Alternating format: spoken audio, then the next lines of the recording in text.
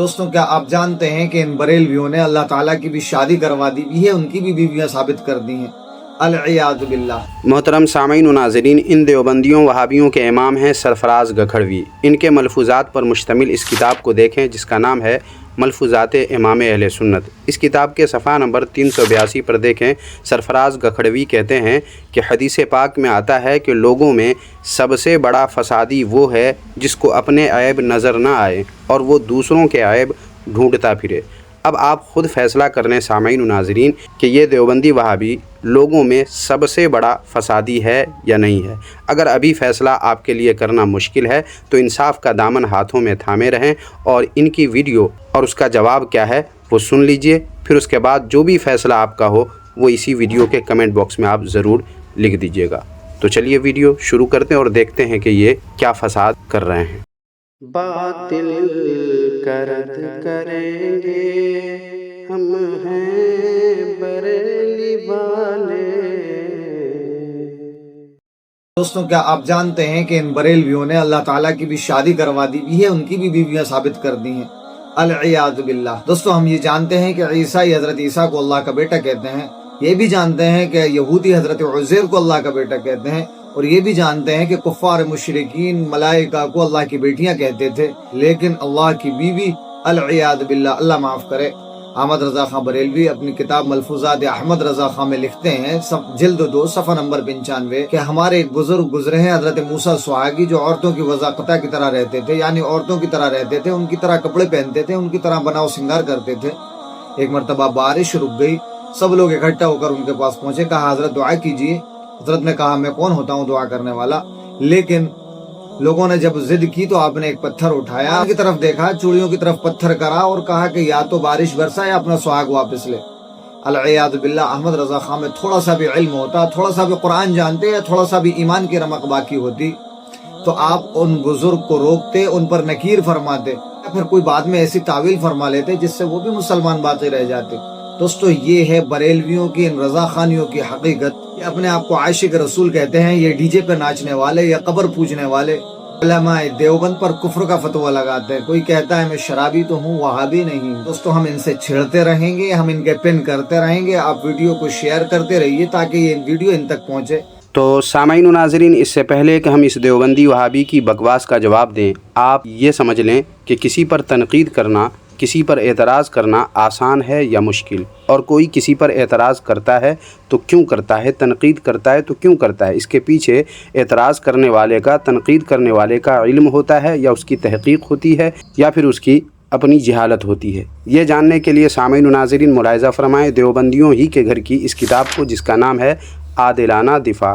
یہ کتاب دراصل مماتی دیوبندیوں کی طرف سے حیاتی دیوبندیوں کے امام اہل سنت یعنی سرفراز گکھڑوی کی نقاب کشائی کی ہے، ان کے علم و تحقیق کی حقیقت کو واضح کیا ہے، جس کے جواب میں یہ کتاب عادلانہ دفاع لکھی گئی ہے حیاتی دیوبندیوں کی طرف سے۔ تو چونکہ دیوبندیوں کے امام اہل سنت پر تنقید اور اعتراض کیے گئے ہیں، اس لیے اس تنقید و اعتراض کی وجہ خود دیوبندی وہابی ہی بتا رہے ہیں۔ کہاں؟ اسی کتاب کے صفحہ نمبر 24 پر۔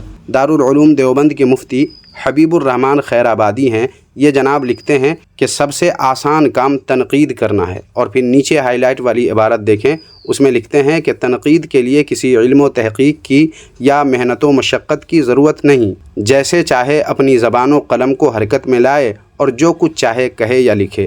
اپنے اساتذہ کرام سے یہ بھی سنا ہے کہ اعتراض 3 وجہوں سے ہوتا ہے، کبھی کم علمی سے، کبھی کج علمی سے اور کبھی لا علمی سے۔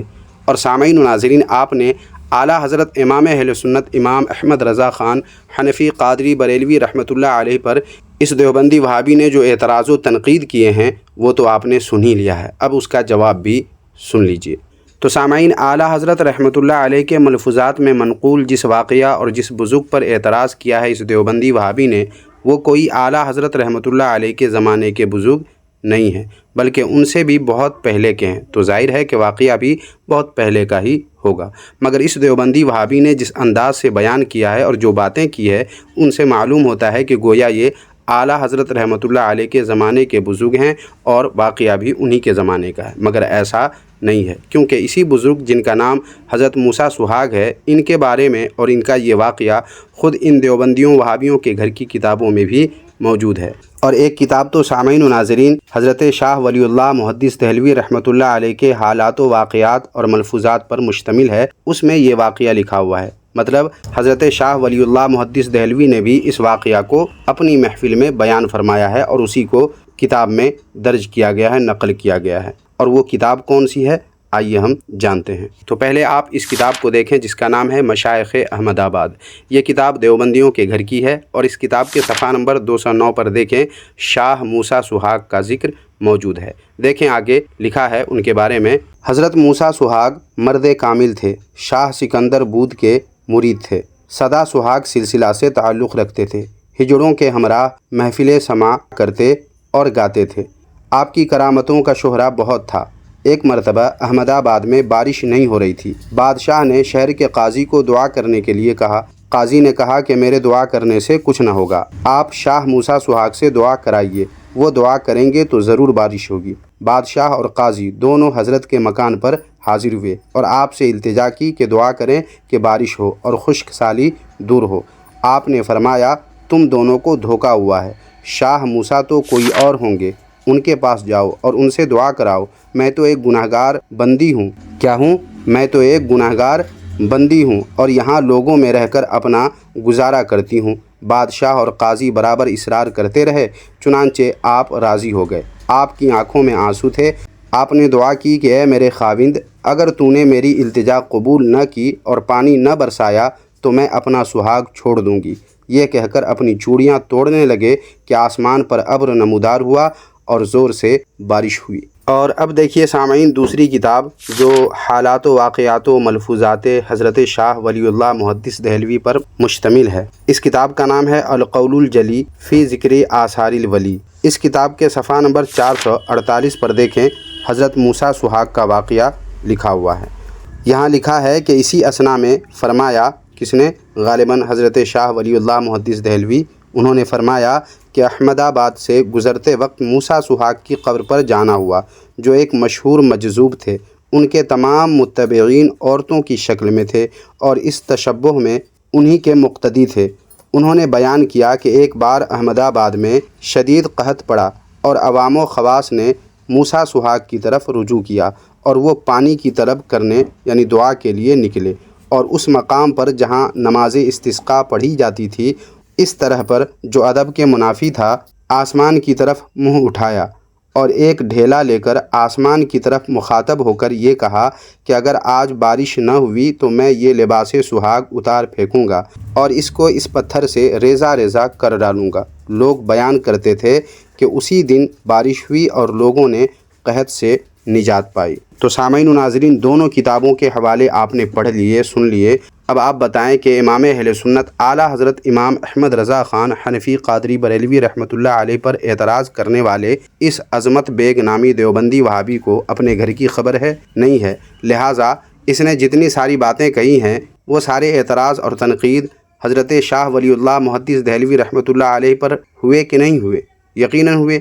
تو ہم نے دو کتابوں سے ثابت کر دیا کہ اعلیٰ حضرت رحمتullah علیہ کے ملفوظات میں منقول جس واقعے پر اس دیوبندی نے زبان تان دراز کیا ہے اور اس کی وجہ سے اعلیٰ حضرت پر جو ہے انہوں نے بکواس کی ہے، وہ واقعہ اور وہ بزرگ ان دیوبندیوں کے بھی بزرگ ہیں اور وہ واقعہ ان کی کتابوں میں بھی آج بھی موجود ہے۔ لہٰذا سامعین و ناظرین اب آپ خود فیصلہ کر لیں اور فیصلہ جو آپ نے کیا ہے اسے کمنٹ باکس میں لکھیں کہ اس نے جو اعتراض کیا ہے اعلیٰ حضرت رحمتullah علیہ پر وہ کم علمی کی وجہ سے، لا علمی کی وجہ سے یا کج علمی کی وجہ سے۔ کمنٹ باکس میں ضرور لکھیں اور ویڈیو کو لائک کریں، ہائپ کریں اور اپنے دوستوں میں خوب اس ویڈیو کو شیئر کر دیں۔ شکریہ، جزاک اللہ خیرہ۔